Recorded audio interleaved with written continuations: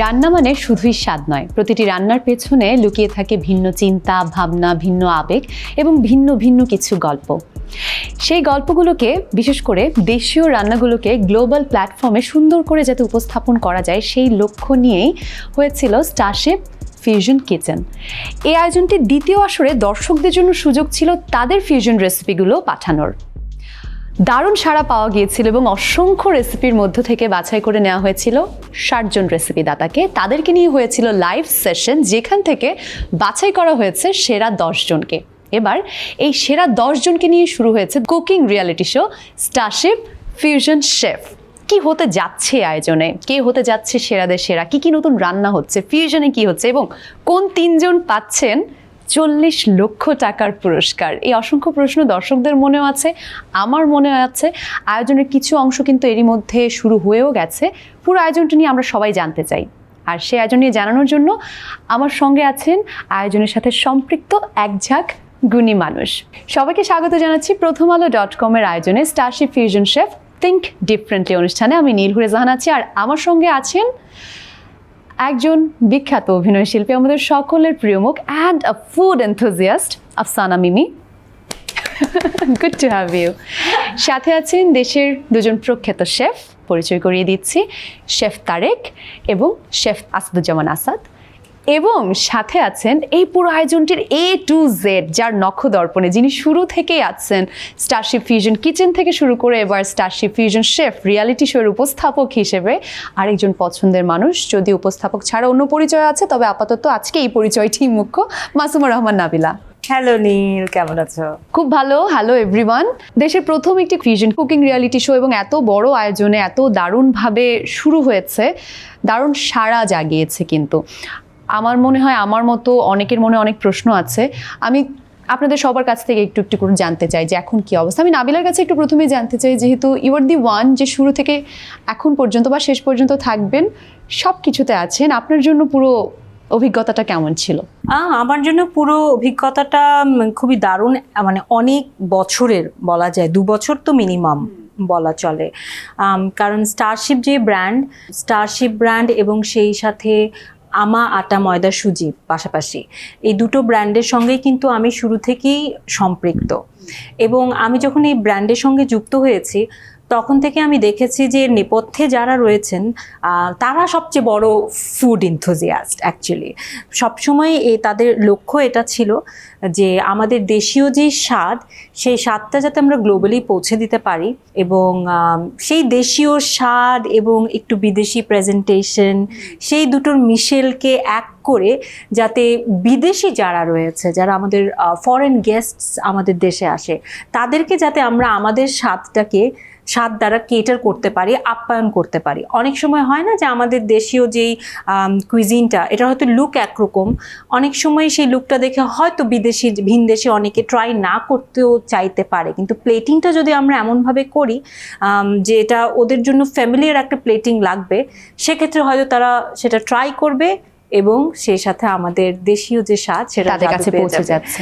হ্যাঁ, তো এই আইডিয়াটা আমি শুরু থেকেই আমি শুনে আসছি, আমার কাছে খুবই ভালো লেগেছে, এবং যার সূত্র ধরে স্টারশিপ ফিউশন কিচেন প্রথম সিজন আমি উপস্থাপনা করেছি। তখন কিছু কিছু পর্বে আমি শেফ আসাদকে পেয়েছি, কিছু কিছু পর্বে শেফ তারেককে পেয়েছি। দারুণ দারুণ ফিউশন রেসিপিস তারা তৈরি করেছে আমাদের এক এক পর্বে, এবং সেটার ধারাবাহিকতায় পরের বছর সিজন 2ও হয়। সেখানেও মানে সিমিলার, বরং বলবো আরও বেটার আমরা কিছু রেসিপিস পাই আমাদের শেফদের কাছে। আমাদের সাথে আরও শেফরা যুক্ত ছিলেন। এই অনুষ্ঠানের 30টি করে পর্ব হয়েছিল। তো আমি সেখানে সবচেয়ে লাকি ছিলাম কারণ আমাদের দেশের এই সকল স্বনামধন্য শেফ যারা, দে আর সো এক্সেলেন্ট। এত মজার মিমি আপার রেসিপি তারা তৈরি করতো, আর আমি খালি স্বাদ নিতাম। তো আমি খুব এনজয় করেছি সেই জার্নিটা। তো সেকেন্ড সিজনে এসে যেটা হয়েছে যে সবাই মিলে এই আইডিয়াতে উপনীত হলো যে ওয়াই নট, আমাদের শেফরা তো প্রত্যেক এপিসোডে নতুন নতুন আইডিয়াস নিয়ে আসছে, নতুন নতুন রেসিপিস নিয়ে আসছে, ফিউশন রেসিপি। এখান থেকে নিশ্চয়ই দর্শকদের মনেও কিন্তু নানা রকম আইডিয়া তৈরি হয়ে যাচ্ছে যে আসলে কি কি ফিউশন রেসিপিস হতে পারে, অথবা ওনাদের রেসিপিসগুলো দেখে মনে হতো যে আচ্ছা, এটা তো এভাবে করলেও হতো। তো প্রত্যেক পর্বে আমরা যেটা করতাম, 30টি পর্ব ছিল, তো প্রত্যেক পর্বে তো অসংখ্য আমরা রেসিপিস পেয়েছি, বাট প্রতি পর্বে আমরা 2টো করে রেসিপি সিলেক্ট করেছি। 30টি পর্ব শেষে 60টি রেসিপিস আমরা প্রতি পর্ব থেকে দুটি রেসিপি প্রতি পর্ব থেকে 2টো রেসিপি, তো 60 রেসিপিস যাদেরকে নিয়ে একটা সিলেকশন রাউন্ড হয়, কন্ডাক্ট করা হয়। এবং মজার তথ্য হচ্ছে আমি পরবর্তীতে জেনেছি, এবং সেই সিলেকশন রাউন্ড থেকে ফাইনালি টপ 10 স্টারশেফ ফিউশন শেফের পার্টিসিপেন্টস এখন। বাট মজার জিনিস আমি যেটা পরবর্তীতে জেনেছি যে এই যে 60 রেসিপিস সিলেক্ট করা হয়েছে, সেই 60 রেসিপিস নিয়ে একটা রেসিপি বুক হয়েছে, তাই না? তো এটা খুব খুব দারুণ একটা জিনিস। তো আমার কাছে ভালো লাগে যে স্টারশেফ এবং আমা এই ব্র্যান্ড হচ্ছে এই যে বাংলাদেশে মানে আমাদের দেশীয় যেই কালচারটা সেটাকে যে একটা সুন্দরভাবে প্রেজেন্ট করার ফিউশন রেসিপি দিয়ে সেই যে প্রচেষ্টা, এটা দারুণ প্রশংসনীয়। এবং এই জার্নিটা অনেক গ্লোবাল করার যে প্রচেষ্টা, এবং আমি অনেক কথা বলে ফেলেছি কারণ জার্নিটা আসলে যে জার্নিটা পুরো জার্নিটা লম্বা, এবং এর পেছনের যে গল্পটা সেটা আসলে আরেকবার তুমি খুব সুন্দর করে আসলে বললে। 10 জনকে নিয়ে এখন নতুন করে আয়োজনটি শুরু হয়েছে, এবং এই 10 জনকে খুঁজে পাওয়ার জার্নিটা এতক্ষণ আমরা শুনলাম নাবিলার মুখ থেকেও। যদি শেফ তারেক আপনার কাছে জানতে চাই, 60 জন থেকে এই 10 জনকে খুঁজে পাওয়ার যে যাত্রা, এখন এই 10 জনকে নিয়ে আপনারা কাজ করছেন, কেমন দেখছেন তাদের এই ফিউশনের জায়গায়? আমরা সিলেকশন রাউন্ডগুলোতে দেখেছি যে খুব হাইজিন এই ব্যাপারটাকে অনেক বেশি গুরুত্ব দেওয়া হয়েছে। এখন যে রাউন্ড চলছে এটি তো আরো বেশি ক্রুশাল, এখন কোন জিনিসগুলোকে বেশি গুরুত্ব দিচ্ছেন? হাইজিন কিন্তু হচ্ছে আমাদের কিচেনের সবচেয়ে বড় ব্যাপার, যেটা আমরা হাইজিনের প্রতি তো সবসময় খেয়াল করি, পাশাপাশি আমরা খেয়াল করছি তারা যে টেকনিকগুলো ইউজ করছে সেগুলো কতটুকু পারফেক্ট, তারা যে ফ্লেভারগুলো নিয়ে করতে চাচ্ছে। কারণ যেটা নাবিলাও বলেন, আমি ওটাও বলছি যে স্টারশিপ যে জিনিসটা প্ল্যান করেছে যে আমাদের দেশি ফুডটাকে একদম একটা ইন্টারন্যাশনাল স্ট্যান্ডার্ড, আমাদের ফুড কিন্তু ইন্টারন্যাশনাল স্ট্যান্ডার্ডের, কিন্তু আপনি কিন্তু অনেক রেস্টুরেন্টে গেলে অনেক ফ্যান্সি রেস্টুরেন্টে ওই জিনিসটা পাবেন না। সো ওই যে প্রেজেন্টেশনটা দেখলে যেন খেতে ইচ্ছা হয়, এই জিনিসটা তারা কিভাবে কতটুকু কাজ করছে, তাদের টেকনিকগুলো কি, কুকিংয়ের যে মেথডগুলো আছে, বিভিন্ন মেথডে আমরা কুকিং করি, এগুলা তারা প্রপার করছে কিনা, এবং শেষে সবচেয়ে বড় জিনিস যেটা যে ফুডের টেস্টটা ঠিক আছে কিনা। কারণ দেখা যাচ্ছে যে অনেক সময় হয় কি যে কোনো স্পাইস কম বেশি কারণে, কারণ আমরা কিন্তু একটু স্পাইসি ফুড অনেক সময় পছন্দ করি, অনেক সময় দেখা যায় যে অনেক কান্ট্রিতে তারা একটু স্পাইসিটা কম খায়। তো আমরা যখন এই ব্যালেন্সগুলো তারা করতে চাচ্ছে, যে চিন্তা করছে যে এটা একটা মানে ইন্টারন্যাশনালি নিতে গেলে একটু ব্যালেন্স কমাতে হবে, সেই চিন্তাটা মাথায় রাখা, একই সাথে আমাদের দেশীয় যে স্বাদ সেটিও অটুট রাখা, সেটাও অটুট রাখা, এটা তারা রাখতে পারছে কিনা। শেফ, আমার হঠাৎ মনে হলো যে মাঝে মাঝে আমরাও বাংলাদেশিরা হয় না যে আমরা কিন্তু আমাদের এখানে প্রপার চাইনিজটা কিন্তু খাই না, বা প্রপার কোরিয়ান খাই না। আমি সেটাই ভাবছি, আমাদের প্যালেট, আমাদের টেস্টের সাথে কিন্তু ব্যালেন্স করে সেই ফুডটা ক্রিয়েট হয়। সেম হচ্ছে এখানেও মোটোটা সেটাই, যে আমাদের বাংলাদেশি স্বাদটাকে যাতে ওদের টেস্ট প্যালেট, যখন কোনো ফরেনার গেস্ট আসছে তখন হয়তো অকেশনালি বাংলা ফুড খাওয়ার এটা একটা লাইক একটা সেলিব্রেটরি ব্যাপার হচ্ছে, কিন্তু ওয়াই নট যে জিনিসটা যাতে তাদের এভরিডে মেনুতে যায়, বিকজ আমাদের খাবার তো সেই যোগ্যতা রাখে। আমাদের খাবার কিন্তু খুবই ফ্লেভারফুল, রাইট?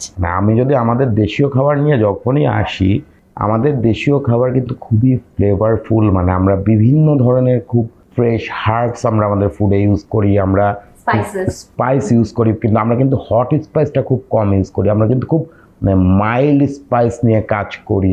এবং এই জিনিসটাই যে কেন আমরা ওই কমফোর্ট জোনটা তাদের দিতে পারছি না।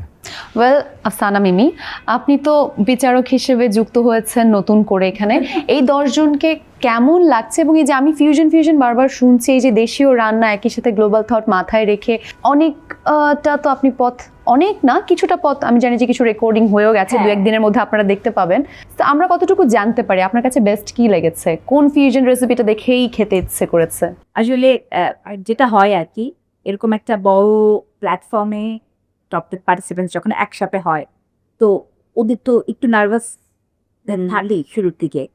আমার শুধু প্রথম দিনই মনে হচ্ছে যে ওরা ওদের একটু কি নার্ভাস, কিন্তু পরের দিক থেকে দেখলাম যে ওরা একদম খুব কি শক্ত করে নিজেদের জায়গাটা করে নেবেন। হ্যাঁ, প্রথম দিন মনে হচ্ছিল যে আচ্ছা ওরা কি ঠিক জায়গায় আছে।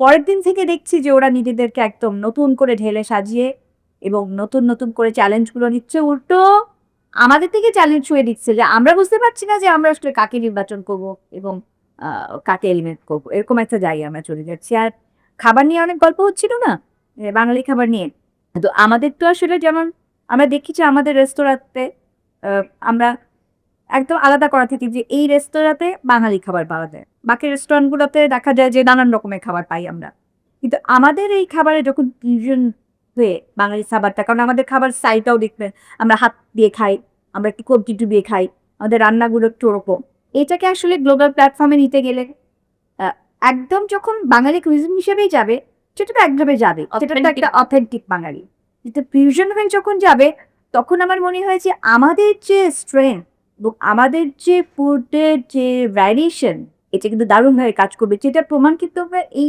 প্রোগ্রামে মানে আমাদের পার্টিসিপেন্ট, মানে আমি বলি বাচ্চারা যে করছে ওখান থেকেই পাচ্ছি মজার মজা। যেমন একটা কি বলবো, কচুরমুখী, আমি ওইটাই বলতে যাচ্ছিলাম, ভাবছি বলবো কিনা, সিকিট আউট হয়ে যাবে, ঠিক আছে, হ্যাঁ একটু হ্যাঁ, যেমন একদিন ছিল হচ্ছে কচুরমুখী, হ্যাঁ কচুরমুখী যে ফিউশন, এখানে কেমন মানে আমরা রোস্টেড পটেটো খাই, যেরকম কচুরমুখীও খেয়েছি, আবার হুমুস খেয়েছি কচুরমুখী দিয়ে বানা, মানে এইটা মানে তারেক বোধহয় একটু অ্যাড করতে পারে, তারেক নিজেই সারপ্রাইজ, মানে সে সারপ্রাইজ আমি তো আর আমি নিজেই পুরো সারপ্রাইজ। মানে আমি এতদিন ধরে ইন্ডাস্ট্রিতে কাজ করছি, 22-24 বছর ধরে, আমারও না মাথায় কোনো সময় আসেনি, কচুরমুখী আমার খুব প্রিয় একটা জিনিস, কিন্তু আমার মাথায় কোনো সময় আসেনি যে আমি বিটরুটের বদলে থেকে আমি কচুরমুখী দিয়ে কিছু একটা করতে পারি। কচুরমুখী দিয়ে আমরা ফিউশন করেছি এর আগে, রোস্টেড করে, বেকিং করে, ওভেন করে, ফ্রাই করে, চিপস করে, বাট হোমসটা না আমাদের মাথায় আসেনি। তো এই ফার্স্ট আমরা এটা নিয়ে হোমস করলাম, কারণ আমাদের ইয়ে ছিল কি, হোমোজি একটা অ্যারাবিক একটা ডিশ যেটা চিকপিস থেকে হয়, তো কিন্তু এই হোমোজি কিন্তু সে কচুরমুখী দিয়ে করেছে এবং that was fantastic. Okay, sounds very interesting, এবং একটু শুনে বুঝলাম যে আসলে মাত্রাটা কতটা ভিন্ন পরিসরে গিয়েছে। সো শিওর যেখানে আরও অনেক অনেক ইন্টারেস্টিং রেসিপি আমরা দেখতে পাবো। শেফ আসাদ, আপনার কাছে এবার আসতে চাই, এই যে 10 জনকে নিয়ে একটি ভিন্নধর্মী চিন্তা, ভিন্নধর্মী কাজ হচ্ছে, এবং তাদেরকে তো আপনারা এখন গ্রুমিংও করিয়েছেন নতুন করে, সেই 60 জনের মধ্যে থেকে 10 জনকে পাওয়া, কি মনে হয় আসলে যে উদ্দেশ্য নিয়ে যে দেশীয় রান্নাকে বা দেশীয় কুইজিনকে গ্লোবালি পৌঁছে দেওয়ার যে ব্যাপারটা, কতটুকু সার্থক হওয়া পসিবল এই 10 জনকে নিয়ে? এটা অবশ্যই এখন আমরা যে স্টেজে আছি এটা অবশ্যই possible, and they are very much talented. আমি আপনাকে একটা প্র্যাকটিক্যালি একটা এক্সাম্পল দিই, তাহলে আপনি বুঝতে পারবেন যে আসলে ফিউশন যে ওয়ার্ডটা, এটা আসলে আমরা কি হিসেবে দেখছি। স্টারশিপ ফিউশন কিচেন থেকে শুরু করে এখন স্টারশিপ ফিউশন শেফ পর্যন্ত আমরা আজকে প্রথম আলো সেটে এই ফিউশন নিয়ে আলোচনা। আপনি একটা রেস্টুরেন্টে গেলেন, আপনি একটা পাস্তা অর্ডার করলেন, আর পাশাপাশি আরেকজন একটা কালা ভুনা অর্ডার করলো। সো এই জিনিসটাই যদি আমি আপনাকে বলি যে কালা ভুনা pasta, sounds good, right? What? Kala bhuna pizza আছে, পাস্তাও Why হতে not? পারে, হ্যাঁ Why not? So এখন আমি যদি এই পাশের টেবিল থেকে কালো ভুনাটা নিয়ে আপনার পাস্তার সাথে মিলিয়ে দিই, এটা কিন্তু ফিউশন হলো না। কারণ কি, কালা ভুনা কিন্তু ইটসেলফ এ ডিশ, আলাদা একটা আইডেন্টিটি আছে, হ্যাঁ, যেটা আমরা অথেন্টিক ভাবে করে থাকি বোন সহ, রাইট? বোন সহ। আর পাস্তা এটা অলরেডি একটা ডিশ। তো ফিউশনটা কোথায়? যখনই আমি কোনো ফিউশন শেফকে ফিউশন করতে বলবো যে কালা ভুনা নিয়ে পাস্তা, বা কেউ যদি চুজ করে যে আমি পাস্তা বানাবো, চিজি একটা পাস্তা বানাবো কালা ভুনা দিয়ে, তখন তাকে প্ল্যানিং করতে হবে যে যাতে সে কমফোর্ট পায়, যে তাকে বোনলেস মিট নিতে হবে, যেন ওই নাইফ আর ফর্ক ইউজ করে পাস্তাটা খেতে পারে। তখন সে বোনলেস মিট চুজ করবে, কালা ভুনাটাকে কালা ভুনার ফ্লেভার এক্সিস্ট রাখবে, যেন আমাদের অথেন্টিসিটি লুজ না হয়ে যায়, আর সাথে সে পাস্তাটাকেও রেডি করবে। যখন পাস্তা আর কালা ভুনা মিক্স করবে, তখন তার খেয়াল রাখতে হবে অবশ্যই কালা ভুনার ফ্লেভারটা যেন এত হাই না হয় যেটা পাস্তার ফ্লেভারটা চলে যায়। হ্যাঁ, তো এই বিষয়টায় যে প্ল্যানিং, যে ব্যালেন্স, যে আমাদের ফিউশন করার মধ্যে কোন দেশ থেকে আমরা কোন দেশে নিচ্ছি, কালা ভুনাটাকে কতটুকু ওভারপাওয়ারিং করলে পাস্তার টেস্টে এক্সিস্ট থাকবে, যেন কোনো ইটালিয়ান শেফ বলতে না পারে বা কোনো ইটালিয়ান গেস্ট বলতে না পারে না এটা পাস্তা না। সো কালা ভুনার টেস্টটাকে ধরে রেখে ওই পাস্তার সাথে মিক্স করে তখন তাকে সেটা টেস্ট করলে আপনি দুটোরই ফিল পাবেন, যে ওই কালা ভুনার এত ওভার স্পাইসেসও পাবেন না, আবার প্লেন একটা পাস্তা পাবেন না। তো then you will have the taste of fusion, new something recipe, new with the and balance, a right, balanced of- taste. So এই জায়গাটা আমি মনে করি যে আমি নিজেও এই ফিউশন নিয়ে কাজ করে আসছি অনেক দিন যাবত। সো এই ব্যাপারটা নিয়ে, এই জিনিসটা নিয়ে যে ব্যালেন্স করা, আমার মনে হয় যে this is the most important thing and this is the most important part that they need to focus on. খুব দারুণ করে আসলে বলেছেন যে আসলে ফিউশন বলতে আসলে কি বোঝাচ্ছে, it's exactly. Not just take two and blend it together, No, এখানে it's আসলে not অনেক like that. It's not আরো like ব্যাপার আছে। এই যে আমি শুরুতে বলছিলাম 40 লক্ষ টাকার পুরস্কার তিনজনের, যিনি প্রথম হবেন তিনি পাচ্ছেন 25 লক্ষ টাকার পুরস্কার, যিনি দ্বিতীয় হচ্ছেন তিনি পাবেন 10 লক্ষ টাকা এবং যিনি তৃতীয় হবেন তিনি পাচ্ছেন 5 লক্ষ টাকা। আমার মনে হয় যে অন্য কোনো reality show, even cooking reality show তো অবশ্যই এভাবে কাউকে পুরস্কার দেওয়া হয়নি এখন পর্যন্ত কখনো right. I think this is first, এছাড়া নাবিলা আপনি কিন্তু ওইটাও মেনশন করতে পারেন যে কোনটা? এই 10 জনের জন্য এই 40 লক্ষ টাকা কিন্তু যে প্রথম তিনজনের হ্যাঁ। জন্য। তো এই 10 জন যারা লাস্ট 10 জন ছিল, এই 10 জনই কিন্তু বিজয়ী। এটা অবশ্যই নাবিলা ক্লিয়ারলি বলতে পারবে যে কেন ওরা বিজয়ী। আমাদের তো কিছুটা শুট হচ্ছে, হয়ে গেছে এবং হচ্ছে। আমার মনে আছে যে আমাদের যে ফার্স্ট এলিমিনেশন যিনি হয়েছিল তার হাতে মিমি আপা যেভাবে পুরস্কারগুলো তুলে দিচ্ছিলেন, সে কিন্তু এলিমিনেট হয়েছে, মাত্র সে চলে যাবে। মিমি আপা একের পর এক যেভাবে তার হাতে পুরস্কার তুলে দিচ্ছিল, সে না প্রথমে অনেক আপসেট হয়েছে যে সে এলিমিনেটেড। তারপর মিমি আপার কাছে পুরস্কারগুলো নিতে নিতে নিতে নিতে আমি তারপরে সে খুশি হয়ে যাচ্ছে। আমি বললাম, আপনার কি মনে হচ্ছে যে আপনি এলিমিনেট হয়ে যাচ্ছেন না বিজয়ী হয়ে যাচ্ছেন? যে বলে আমি বিজয়ী হয়ে যাচ্ছি। না অবশ্যই, তিনি তো আসলে অনেক রেসিপি থেকে 60টি রেসিপি বেছে নেওয়া, সেই 60 থেকে 10 তিনি তো আসলে অনেকটা পথ পাড়ি দিয়ে এসেছেন। এখানে 10 জনই নিশ্চয়ই দারুণ মানে ট্যালেন্টেড। আমার তো মানে অনেক রকম রিয়ালিটি শোই করা হয়েছে এবং প্রত্যেক রিয়ালিটি শো মানে তো কেউ না কেউ বিজয়ী হয়ে উঠে আসবে এবং এরকম হয়তো কোনো প্রাইজ মানি থাকে কিংবা অন্য কোনো কিছু পুরস্কার হিসেবে থাকে। I think this is my first time experience যেখানে যে 10 জন পার্টিসিপেন্ট কেউই খালি হাতে যাচ্ছে না, এবং খালি হাতে যাচ্ছে না মানে এরকম না যে কোনো কনসোলেশন প্রাইজ নিয়ে যাচ্ছে। এখানে ক্যারিয়ারের জন্য কিন্তু একটা গিফট। হ্যাঁ হ্যাঁ, আমরা জানি hotel Crowne Plaza Dhaka airport, সেখানে কিন্তু প্রত্যেকেই ইন্টার্নশিপের সুযোগ পাচ্ছেন, Exactly. যাতে তারা এটিকে ক্যারিয়ার হিসেবে ভাবতে পারে। আমি যদি তাদের জায়গায় থাকতাম, এই জিনিসটাই আমার কাছে সবচেয়ে বড় লাগতো। এখানে কিন্তু আরেকটা ইন্টারেস্টিং ব্যাপার আছে, সেটা হচ্ছে যে এই যে টপ 10 যারা ক্রাউন প্লাজা ঢাকা এয়ারপোর্টের যে ইন্টার্নশিপটা করবেন 3 মাসে, সেখানে যদি কেউ খুব ভালো পারফর্ম করেন, কেউ বা এটা একের বেশিও হতে পারে, তাদের কিন্তু আবার একটা জব অপরচুনিটিসও থাকবে ইফ দে কুড কোয়ালিফাই। দারুণ, মানে এই যে শুধুমাত্র একটা রিয়েলিটি শো এর মধ্যেই থেমে যাচ্ছে না, কেউ যদি শেফ হতে চায়, প্রফেশনালি এটিকে নিতে চায়, সেই সুযোগটাও থাকছে। কারণ আমরা কিন্তু দেখি যে একটা রিয়েলিটি শোর পরে একটা ক্যারিয়ার হয়তো থমকে যায়। এইটাই আমার কাছে সব থেকে বেশি ইন্টারেস্টিং লেগেছে, যে ক্যারিয়ারটাকে এগিয়ে দেওয়া। এবং 25 লাখ টাকাও কিন্তু it's a quite good. It is a big, you can say that. হ্যাঁ, ইট ইজ আ বিগ। আমরা তো বলি যে আমরা It's quite big. ড্রিম পারসু করতে পারবে, মানে মিমি আপা আমরা ড্রিম পারসু করার জন্য এটা খুব ভালো। অ্যাবসলিউটলি এটা ইনভেস্ট করতে পারবে হ্যাঁ, সে নিজের dream। আমরা ইউজুয়ালি যখন গ্লোবাল অনেক রান্নার রিয়েলিটি শো দেখি, অনেক আমরা কিন্তু খুব ফলো করি এবং সেখানে অনেক ধরনের ইনক্লুশন দেখি, মিস্ট্রি বক্স টাইপের কিছু ব্যাপার থাকে। আমি একটু এই যে 10 জনকে নিয়ে নতুন পর্বে কি করছেন এটি জানতে খুব ইচ্ছে করছে। জানি স্পয়লার দেওয়া যাবে না, যদিও কচুরমুখীর গল্প শুনে ফেলেছি, কিন্তু প্রতিযোগীরা কেমন করছে, তাদেরকে কি ধরনের টাস্ক দিচ্ছেন। মিস্ট্রি বক্সের কথা আমি বললাম যে এটা আমরা দেখেছি, কিন্তু আপনারা কি নতুন কোনো কিছু আমাদের করছেন এরকম? এখানেও প্রতিযোগিতার জন্য অনেক ধরনের চ্যালেঞ্জ থাকছে, মিস্ট্রি বক্স টাইপের চ্যালেঞ্জ থাকছে, টিম চ্যালেঞ্জ থাকছে, পাশাপাশি আমাদের আরো মজার মজার অনেক চ্যালেঞ্জ থাকবে, যেটা হচ্ছে আমরা না বলি, যেটা দর্শকরা দেখুক। আমার মনে হয় দেখলে দর্শকরা একটু অবাক হবে যে ইন্টারেস্টিং কিছু চ্যালেঞ্জ আমাদের থাকবে। কিন্তু এপিসোডেই কিন্তু অডিয়েন্স আসলে কোনো না কোনো ইন্টারেস্টিং জিনিস খুঁজে পাবে। মানে আমি বলবো যে অডিয়েন্সই আসলে কাইন্ড অফ মিস্ট্রি বক্স খুলতে পারবে। আর আপু আমার মনে হয় চ্যালেঞ্জ ছাড়া আমরা এখন পর্যন্ত কোনো এপিসোড করিনি। না, প্রত্যেকটাতে মানে প্রতি পর্বেই নতুনত্ব থাকছে, সেটি 10 জন প্রতিযোগীর জন্য, আবার দর্শকদের জন্য ব্যাপারটা। এবং জাজেসদের জন্য। Oh and you are doing that. তুমি কি আগে থেকে জানো নাকি? না না, আমি চ্যালেঞ্জ সম্পর্কে তো অফকোর্স চ্যালেঞ্জ সম্পর্কে জানি, বাট জাজেসদের জন্য যে চ্যালেঞ্জগুলো চলে আসে যে তারা তাদের রেসিপি দিয়ে যেভাবে অবাক করে। একটা এপিসোড এরকমও গিয়েছে যেখানে অনেক হতাশও করেছে, সেটাও একরকম চ্যালেঞ্জে আপনারা পড়েছিলেন। কেন হতাশ কেন? মানে হয় না যে ওদের টিমটা বেশ মজার, হয়তো দেখে মানে শুরুর দিকে একবার দুবারই হয়েছে, দেখা গেল যে ওটা নার্ভাসনেস থেকে হয়েছে কি সবাই মিলে একসাথে খারাপ করছে। হ্যাঁ, তো এটাও যেমন হয়েছে, ঘুরে দাঁড়ালো, আবার যখন যখন ওরা ঘুরে দাঁড়ালো তারপর থেকে সমস্যাটা হচ্ছে আমাদের যে উই আর ফেসিং চ্যালেঞ্জেস। এবার আর মানে তাদের সাথে কিপ আপ করা যে যাচ্ছে না। মানুষগুলো আমাদেরকে ডিসঅ্যাপয়েন্টেড করেছিল, সেই মানুষগুলোই আবার তাদের ডিশ দিয়ে আমাদেরকে এত সারপ্রাইজ করেছে যে তখন আমরা কনফিউজড হয়ে গিয়েছিলাম যে আমরা আসলে কাকে নিই। মানে Wow, okay. এপিসোডস গুলো দেখলে বোঝা যাবে না সব এখন গল্প তো বলে পর্যন্ত দিলেই তোমাদের যতটুকু ধারণ করা হয়েছে কতজন এলিমিনেট হয়েছে? একজন হয়েছে, সেই গল্পটা বুঝতে পেরেছি। এখন আমরা টপ 5 পেয়ে গেছি না এখন পর্যন্ত, মানে আমাদের শুটিং হওয়া পর্যন্ত আর কি। এই যে টপ 5 পর্যন্ত এলে বা এই 10 জনকে নিয়ে যে যাত্রা একটির পর একটি পর্ব রেকর্ড হচ্ছে, তাদেরকে নিয়ে কিছু বলতে চাও যে হাউ দে আর ডুইং, তারা কিভাবে আসলে নিচ্ছে এই ফিউশনটাকে, কি করছে? ওদের কোন গল্পগুলো বলবো? রান্না নিয়ে ওরা যে ছোটাছুটি করে, টেন্স থাকে, সেই গল্পটা, নাকি ওরা যখন ভীষণ খুশি হয়ে যায় প্রশংসা শুনে সেই গল্পটা, নাকি ওরা যখন মন খারাপ করে চলে যায়, যখন ওদের বিদায় নিতে হয়, কিংবা যখন ওদের সাথে আমাদেরও ভীষণ মন খারাপ হয়ে যায়, এরকম অজস্র অজস্র গল্প জমছে প্রতিদিন একটু একটু করে। মার্কিং করা কতটুকু ডিফিকাল্ট হচ্ছে? মার্কিং করা ডিফিকাল্ট। প্রথম দিন মনে হয়েছিল খুব ইজি, এদেরকে তো যখন তখন এলিমিনেট করে দেওয়া যাবে। হ্যাঁ, তারপরে পরের দিন থেকে পুরো ঘুরে গেল।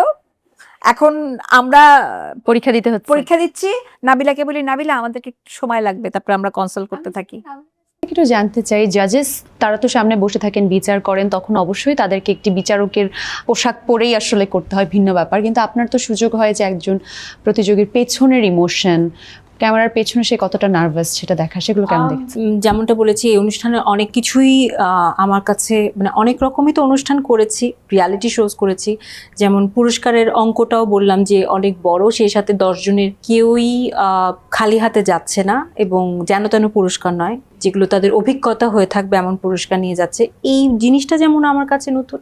আমার কাছে আরেকটা বিষয় খুব মানে ভালো লেগেছে, আমরা অফ ক্যামেরা যখনই থাকি আমরা ডিসকাস করি, এই 10 জন পার্টিসিপেন্টকেই না আমার ভালো লার্নার মনে হয়েছে। দে আর ভেরি গুড লার্নার্স। কারণ একটা এপিসোডে তারা এমন ডিজাস্টার করে, এমন ডিজাস্টার, মানে জাজেসরা প্রচণ্ড রকমের হতাশ, এবং হতাশার কারণে আরও কি কি বিষয় ঘটে সেটা পরের জন্য তোলা থাক। হ্যাঁ, কিন্তু আমি দেখলাম যে they took the feedback just like that. ঠিক পরের চ্যালেঞ্জে কিন্তু তারা এভাবে করে ঘুরে দাঁড়ালো, এবং ঘুরে দাঁড়ালো তো দাঁড়ালো, মানে এখন পর্যন্ত যেটা বুঝতে পারছি যে ঠিকঠাকই ঘুরে দাঁড়িয়েছে। আর যা কঠিন কঠিন কথা আমার এই দুই জাজ বলতে পারেন, বাপরে বাপ। ওকে, সবচেয়ে 3 জন জাজের মধ্যে সবচেয়ে কঠিন কে? লুক ওয়াইজ তো তারেক একদম কঠিন এক্সপ্রেশন দিয়ে কথা বলে, আর এই মানুষটাকে মিষ্টি মিষ্টি দেখতে, আর যতই মিষ্টি হাসুক কঠিন কঠিন কথা বলে, আমারই নার্ভাস লাগে। তবে আমি আরেকটু অ্যাড করতে চাই পার্টিসিপেন্টদের নিয়ে, যে অন্যান্য অনেক রিয়ালিটি শোতে যখন অন্যান্য পার্টিসিপেন্টদেরকে কাছ থেকে দেখি, তো দেখা যায় কি যদি 10 জন থাকে, একজন হয়তো মিনিমাম থাকে যে আছে না, যে একটু বেশি কম্পিটিটিভ, একটু বেশি মানে নিজেরটাই বুঝছে, বা একজন থাকেই একটা এরকম, এটা খুব মানে আমি লক্ষ্য করেছি। বাট আমি এখানে দেখলাম যে 10 জনের 10 জনই না এত কোঅপারেটিভ, পজিটিভ, এবং সবচেয়ে বড় কথা কি খুব ভালো মানুষ। আমি এই দুইটা ওয়ার্ড বারবার ইউজ করি তাদেরকে নিয়ে।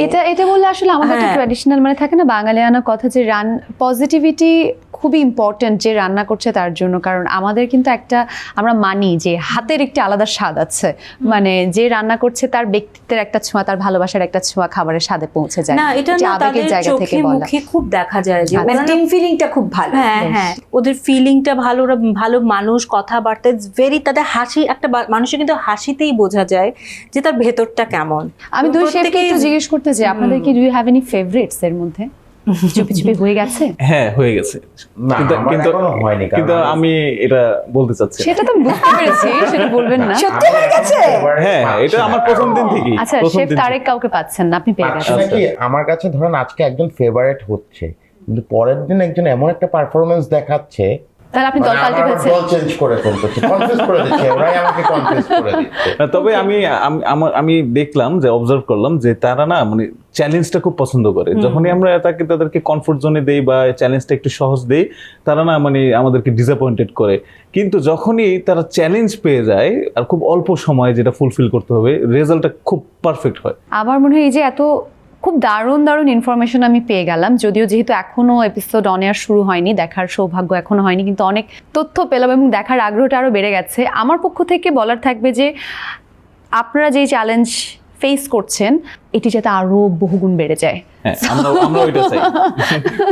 চ্যালেঞ্জ যাতে আরও অনেক বহুগুণ বেড়ে যায়, আপনাদের যাতে আরও কষ্ট হয় বিচার করতে যে কে সেরাদের সেরা। নেতিবাচক শোনালেও এটি কিন্তু আমাদের চাওয়া থাকবে যে 10 জন নিজের সেরাটাই দেবেন এবং এই 10 জনের মধ্য থেকে সেরাদের সেরা যারা, তাদেরকে আপনারা নিশ্চয়ই বাছাই করে নেবেন। বলে আমি একদম শেষে সবার কাছ থেকে জানতে চাই যদি কিছু বলার থাকে। আমি তো ভীষণ আনন্দ পাচ্ছি, অনেক মজার মজার খাবার খাচ্ছি। তো এখানে অনেক মজার মজার খাবারের রেসিপি পেতে হলে এবং সেগুলো শিখতে হলে তো দেখতেই হবে স্টারশিপ ফিউশন শেফ। আর আমাদের এই যে 2 লার্নেড যে শেফ, ওনাদের কাছ থেকে কিন্তু অনেক ইন্টারেস্টিং সব তথ্য পাওয়া যাবে এবং অনেক কিছু শেখার আছে। আমিও শিখছি। আর আমাদের প্রিন্সেস তো আছেই, প্রিন্সেস, আমি ওকে নাম দিয়েছি। শেফ আসাদ, আসলে আমরা খুবই এক্সাইটেড তাদের এই পারফরমেন্স দেখে। ডে বাই ডে আমাদের এই চ্যালেঞ্জটা খুব কঠিন হয়ে যাচ্ছে জাজমেন্টের জন্য। তো আপনি যেটা দিয়ে শেষ করলেন, যে আমি ওইটা দিয়ে শেষ করতে চাই, যে আমরা চাই যাতে এই জাজমেন্ট করাটা আস্তে আস্তে এতটা কঠিন হয়ে পড়ুক যে আমাদের আরও সময় লাগে জাজমেন্টের জন্য। কারণ যে যখন এই সময় যত সময় যাচ্ছে তত আমাদের যে ডিশগুলার, ওরা যে ডিশটা আমাদেরকে দিচ্ছে ওগুলোর কোয়ালিটি খুব হাই হচ্ছে। সো এক সময় এই ডিশগুলাই কিন্তু খুব ইন্টারন্যাশনাল মানের হবে। সো এই ওদের ধারায় কিন্তু আমাদের দেশের যে কুজিন, এটা কিন্তু গ্লোবাল ইয়েতে অন্য দেশের যে কুজিন, সেই কুজিনে পরিচিত হবে। Chef Tarek, if you want to add something. আমি প্রথমে ধন্যবাদ দিতে চাই স্টারশিপ সয়াবিন তেলকে, যে এরকম একটা প্ল্যাটফর্ম করার জন্য আমাদের দেশের যে ইয়াং যে জেনারেশনটা আছে, যারা কুকিংটাকে মানে লাভ করে, তাদের মধ্যে যে ন্যাকটা আছে, এই জিনিসটাকে বের করে আনার জন্য মানে হোপফুলি আমি বলি যে এটা আরও ডেভেলপ করবে ডে বাই ডে। হয়তো আমরা আরও একটা ভালো জায়গায় এটাকে হ্যাঁ, এবং স্টারশিপ সয়াবিন তেলের সাথে আমরা আমা আটা ময়দা সুজিকেও খুলি আর কি ধন্যবাদ দিতে চাই। Thank you. Nabila, if you want to add something. Now, I'm very proud that I'm associated with this brand called Starship Soybean Oil এবং আমা আটা ময়দা সুজি। এই অনুষ্ঠানের নাম যেরকম Think Differently, I think this brand thinks differently. Yeah, they could think, yeah. Yes. এবং তারা যে স্বপ্নটা দিয়ে শুরু করেছে, আমরা চাই যে আমাদের দেশীয় কুইজিন ইন্টারন্যাশনালি একটা জায়গায় পৌঁছাবে। আমারও স্বপ্নটা সেখান থেকে আরও দিন দিন বড় হচ্ছে, যে যখনই আমরা বিদেশে যাব, হয় না যে আমরা যখন মেনুটা খুলি দেখা যায় ইটালিয়ান কুইজিন, ইন্ডিয়ান কুইজিন, হ্যাঁ, সেখানে যেন একটু কখনো কোনো একটা পাতায় বাংলাদেশি কুইজিন বলেও কিছু থাকে। এবং এই ফিউশন শেফ অনুষ্ঠানটা যাতে আরও অনেক সিজন আসে, যেখান থেকে আমরা অনেক শেফস পাবো, ফিউশন শেফস, যারা আমাদের এই স্বপ্নটা বাস্তবায়ন করবে। ধীরে ধীরে তাহলে মনে হয় যে আসলে পুরো আয়োজনের পেছনের যে চিন্তা, সবকিছু মিলিয়ে এটি সার্থক হবে। এক্স্যাক্টলি, কারণ it's not just a reality show, it had a motive, এবং মোটিভটা খুব সুন্দর। সুন্দর চিন্তা, দেশকে দেশের আমি যদি বলি দেশীয় খাবার, দেশীয় কুইজিন, সেটিকে গ্লোবাল প্ল্যাটফর্মে পৌঁছে দেওয়া এবং গ্লোবালি মানুষের সাথে আরও বেশি করে সংযোগ ঘটিয়ে দেওয়ার জন্য এই আয়োজনটি আসলে শুরু হয়েছে। আয়োজনের সাথে এরই মধ্যে আপনারাও যুক্ত হয়ে গেছেন ইমোশনালি অনেকভাবেই। 10 জন প্রতিযোগী কি করছে, কেমন হচ্ছে, কেমন লড়াই হচ্ছে, 40 লক্ষ টাকার হাতছানি কেমন করে আসছে, এবং সব কিছু মিলিয়ে এই জাজেস যারা এতক্ষণ আমার সঙ্গে গল্প করছিলেন তারা কেমন বিচার কাজ করছে, আর মাসুমা রহমান নাবিলা তো আছেনই, তার উপস্থাপনা নিয়ে সব কিছু দেখতে চোখ রাখুন। আগামী 22 তারিখ থেকে শুরু হতে যাচ্ছে। আগামী 22 তারিখ শুক্রবার রাত 10:15 প্রচার হবে প্রথম পর্ব। দেখতে পাবেন চ্যানেল আই, চরকি এবং প্রথম আলোর ডিজিটাল প্ল্যাটফর্মগুলোতে। এছাড়াও এই যে পুরো জার্নি নিয়ে আমরা গল্প করছিলাম, আরও অনেক অনেক গল্প, সব কিছু আপনারা কিন্তু জানতে পারবেন www.starshipfusionkitchen.com এই ওয়েবসাইটে। সো দেখতে থাকুন, জানতে থাকুন, উপভোগ করতে থাকুন, and obviously when it comes to taste and cooking, think differently.